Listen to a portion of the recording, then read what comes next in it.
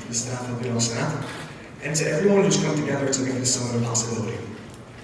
In the wake of the recent passing of Dr. James McGann, it's more important than ever for all of us to gather here and carry on his legacy.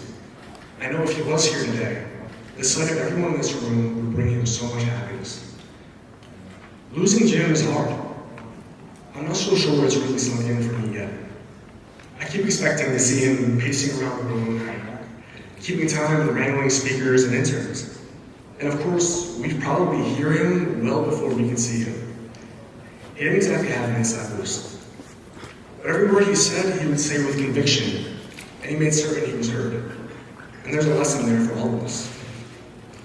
He was a hurricane of a human being, with more energy than anyone I've ever met. He couldn't keep still. Call after call, conference after conference. It's who he was. He devoted every second of every day to his work. I remember that Laura had this map that she would keep in his office, and we would stick pins in it just to try to figure out where he was at any given moment. You know that old expression, you find a job you love, and you'll never work a day in your life. I disagree completely, because Jim worked hard, harder than anybody I've ever known, but he was doing something he was passionate about, and he never stopped moving forward. Seeing that as inspirational, and working alongside him, I think I learned what devotion truly means. Devotion to your work, to your family, and to the ones you care about. Now, the first day I met him, I'll be honest with all of you, I was intimidated. I was an intern interested in policy making, and I was hoping that I'd be able to learn something from him. Now, on day one, in a room full of over 75 wide-eyed students, he walked in, loudly. Now, mind you, we were all sitting there silently, just waiting on instruction. And the moment he began, he started on this long speech of our assignments and the importance of the work we'd be doing and how crucial think tanks were to the world. And these were significant assignments he gave out right away. And there was no further elaboration, but that's just who he was. I used to try and find these cracks in his armor through humor, but he would always beat me. If I moved his desk to a separate place before a meeting began, he would just sit in the desk. If I replaced all of his business cards with my own, which I did probably at least half a dozen times, he'd just throw them out and start answering his emails. I learned over time that he was significantly funnier than me. And it was the foundation of the relationship that I shared with him. Knowing that I won't hear his thunderous laugh or his incredible wit fills me with pain. But I look back on those times as defining. At a transformative moment in my life, he taught me so much about the kind of man I want to be. One who could inspire through intensity and work ethic, but also through warmth, kindness, and laughter. I owe so much of who I am to the opportunities he provided me. And I'm just one of his former mentors. Ask any of the thousands of students he mentored, and they'll tell you the same thing. And quite a few are in the room today. He had high expectations, but that's because he held everyone around him to the same standard he held himself. He would always claim that his students were the next generation of think tank scholars and executives. And he would say that proudly. Because in his mind, working at a think tank and devoting your life to this work was the most noble pursuit a person could choose. To devote one's life to research and to the pursuit of truth, all to impact governance and create policies that work, policies that will make people's lives better. And he believed that think tanks had limitless potential. Now, in an era when facts have become subjective, and faith in experts is at an all-time low, Jim believed in the power of think tanks to write the course of history through communication, transparency, and the sharing of best practices. He understood that our greatest resource on this earth is the bonds we share with one another.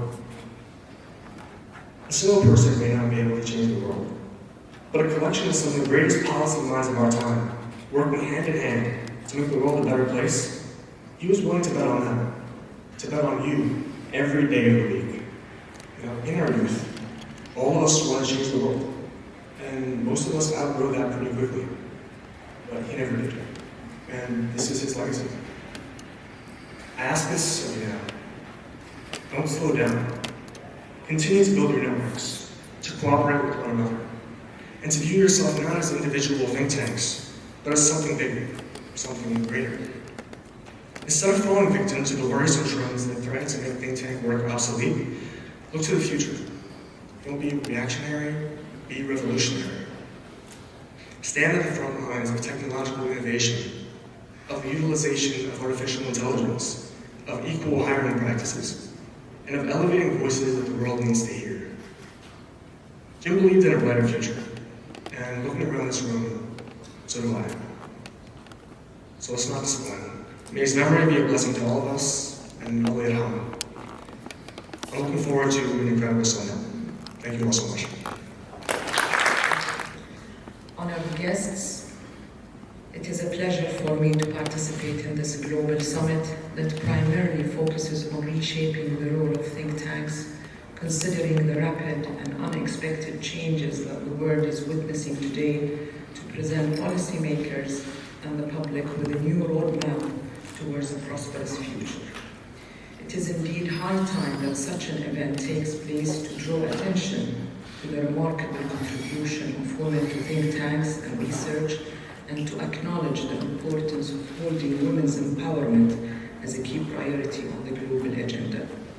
The timely launch of the Global Women and Think Tank Network is hence a commendable initiative which holds great potential for female thinkers and academics, and it will certainly help in mainstreaming women's issues in intellectual discussions across the board.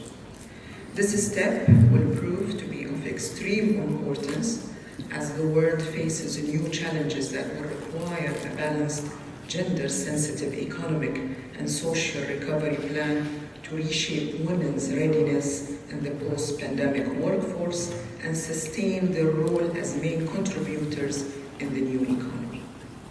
Ladies and gentlemen, throughout history, women have played a strong role in addressing some of the world's most urgent problems, such as global social welfare, health, education, and climate change, where women have been continuously promoting sustainable development programs. However, less than 30% of the world's researchers are women, and to truly reduce the gap, we must go beyond the numbers to identify the underlying factors that prevent women from pursuing careers in science, technology, engineering, and mathematics, even though women comprise 43% of the academic sector.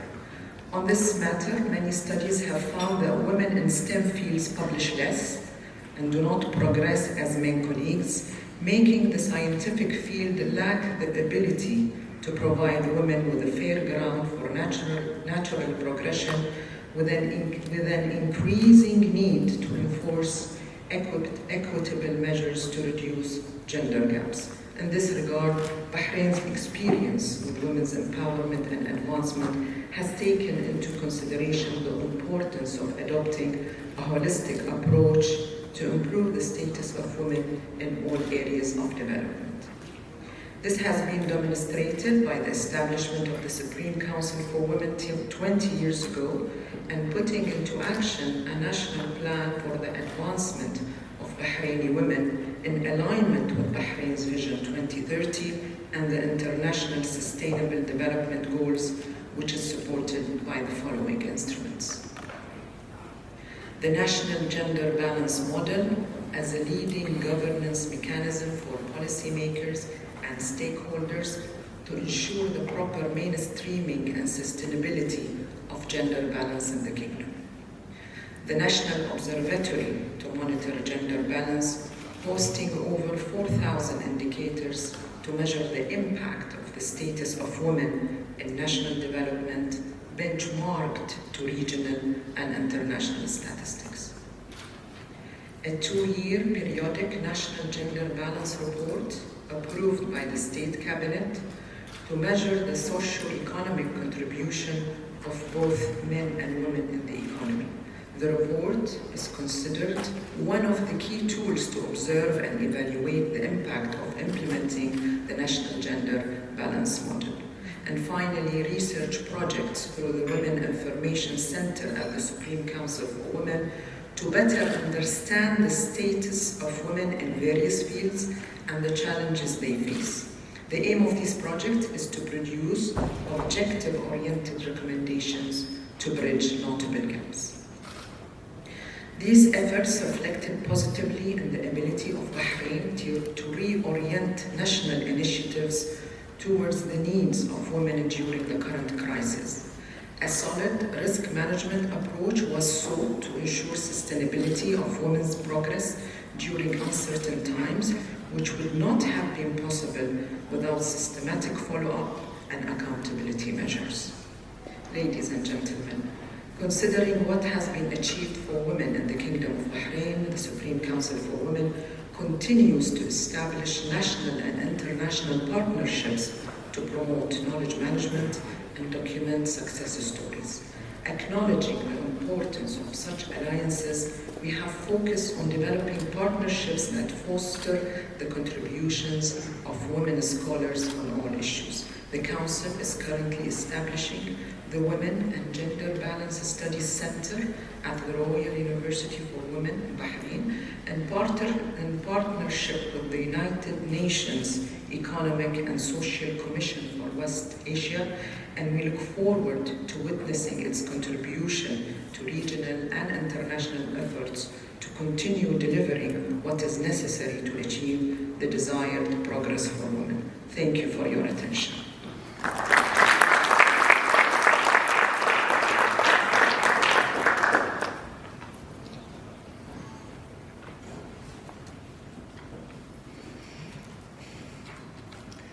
Thank you very much, Your Excellency, Ala Muhammad Jabir Al-Ansari, the Secretary General of the Supreme Council for Women, Kingdom of Bahrain, for the keynote address.